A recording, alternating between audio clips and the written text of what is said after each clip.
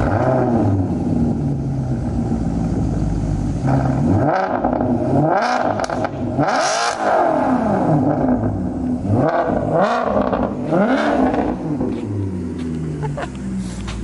that sounds nice. Loud. That sounds nice.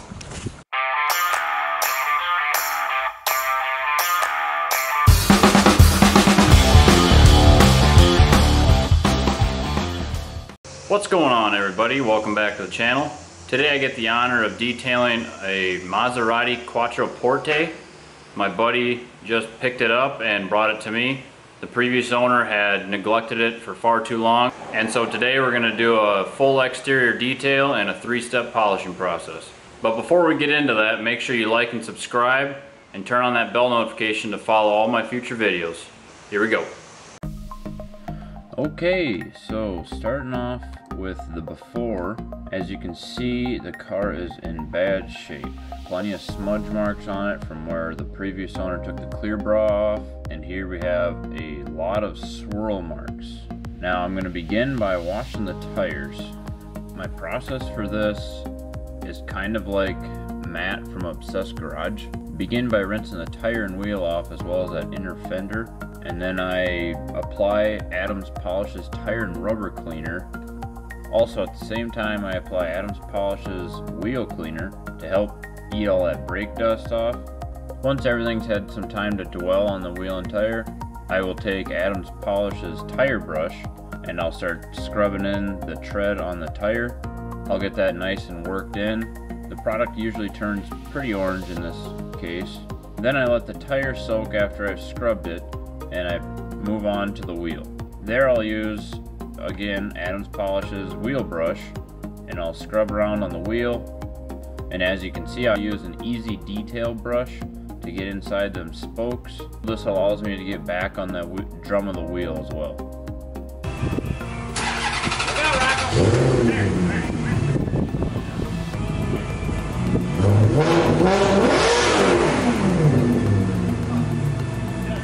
As you guys can see, one of my buddies came over and wanted to check out the progress on the car. Mitch had to show him how loud it was. And as you guys can see, it's pretty darn loud. Let's get back to it. In a moment here, you're gonna see all this dirt and debris I got off these wheels. I decided to just freshen up the water and dump all the old junk out. That thing in the bottom of the bucket is called a grit guard. That is designed to keep all the sediment from getting onto your brushes. In this case, I don't think it was helping just due to the fact how much dirt was in that water. I'm going to freshen up all the tools, rinse them off, replace the tools, fill it up with water, and you're good to go. I decided to slow the process down and make a close-up view so you guys can really see what I'm doing here. Again, you start off with Adams Polish's tire and rubber cleaner, followed by their wheel cleaner. Let everything dwell on the object for a little bit, and then start working it in. Make sure you hit all the spokes with that wheel brush, as well as the lip of the wheel. The benefit to the wheel brush is the bristles are very soft and they should not attract any sediment, so the theory is you won't be scratching your wheel during this process. And here's that easy detail brush I was talking about. With this close-up view, you can kind of see what I'm doing here. This thing's an awesome tool. It allows you to get in between all the spokes, and in this case, in the void of each spoke. I do use it to get into the back of the wheel drum. However, it's not as effective as this red-handled Adams Polish's wheel drummy. With this tool, you can put some serious pressure on that wheel drum to ensure you're getting all that sediment off. Once you're done scrubbing everything, make sure you give it a good rinse. Try and get all the cleaner off the back of the wheel drum as well as the rotor and the caliper. We don't want that cleaner sitting on there any longer than it has to. Moving on to the engine bay, give everything a general rinse down. Try to be careful in this case. We don't want to go in there and ruin anything with the water.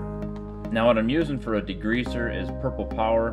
Being this is my buddy's car, he decided to come in and help a little bit. All he's using is a soft bristle brush to agitate the Purple Power.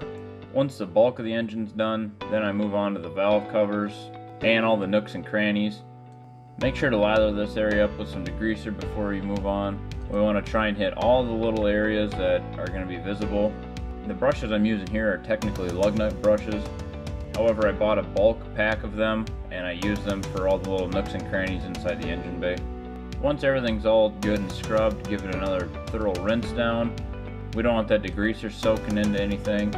After I got done washing it, we simply dried it with some microfiber drying towels. Sprayed a little detail spray on the plastic parts to give it a nice sheen. And here's the final result. Moving on with the rest of the process, we're going to be using a foam cannon with a strip wash in it. This is designed to remove any waxes or sealants that are left on the vehicle.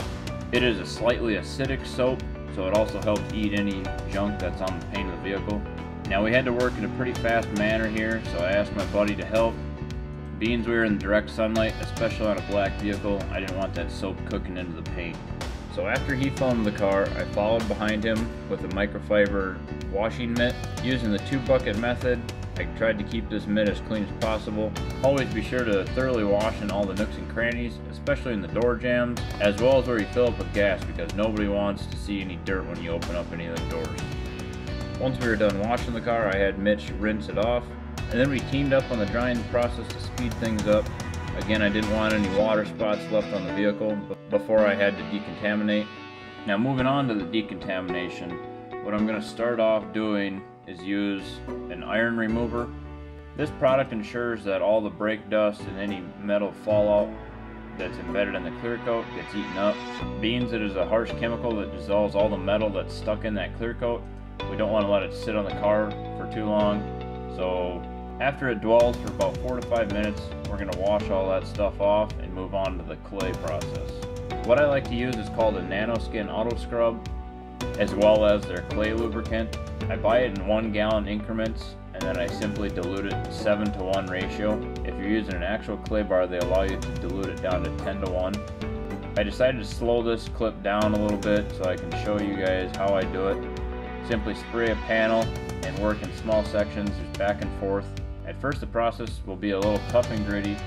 However, after you effectively work that area, it will become very smooth and silky. Just be sure to get all the panels of the vehicle. We don't want any contaminants left on the paint before we begin the polishing process. Being my buddy was here and wanted to help, I showed him how to do it. As it's pretty simple, I let him finish the rest of the vehicle while I gathered supplies to start polishing the exhaust tips. What I'm going to be applying on the exhaust tips is called Blue Magic Metal Polishing Cream. It's a very basic yet effective metal polish. You simply apply it to where you would like it to polish, and then I use a drill attachment from Chemical Guys. The areas that I can't get the drill attachment, you have to use a microfiber applicator pad to simply work the metal polish into the area. Once you're done polishing, take a dirty microfiber utility towel and buff off to see the shine. Now that Mitch is done claying the vehicle, I always like to do one last final strip wash. This allows us to get all the clay lubricant off the vehicle, as well as any iron remover that might still be left on the paint. We want the vehicle as flawless as can be before we begin the polishing process.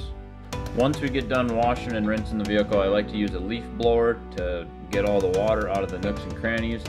Everyone knows what I'm talking about when there's water dripping off the mirror and through the doors. That can be a very stubborn downfall of washing a vehicle. You usually always end up with watermarks. So by using the leaf blower, that will hopefully prevent any water dripping out onto the paint. Be sure to thoroughly dry the vehicle, and then it's time to tape off any of the trim that you think you might run into with the polisher. Getting polish, wax, or sealant inside of any of the trim can be very stubborn to get out. Once I was done taping, I pulled the vehicle into the garage, as I have overhead lighting that's great for polishing and seeing swirl marks. As stated earlier in the video, by the looks of it, the previous owner did not care for the paint as well as Mitch will. So to begin the 3-step polishing process, I had to start out with a very heavy grit compound. Being the previous owner did take the clear bra off, there were a lot of scratch marks where he was attempting to remove the residue. So to effectively get all these scratch marks out, I had to really work in that area. Once you're done polishing, take a double plush microfiber polishing towel and wipe off all the residue. If you struggle to get the polish off, simply spray a little detail spray on there and it'll come right off. Here's a quick before and after. I put a piece of tape down so you guys can see what it looked like before, and then after I got done with just the first step of the polishing process. There's a large amount of oxidation, as well as plenty of swirl marks, as well as plenty of scratches from him removing the clear bra.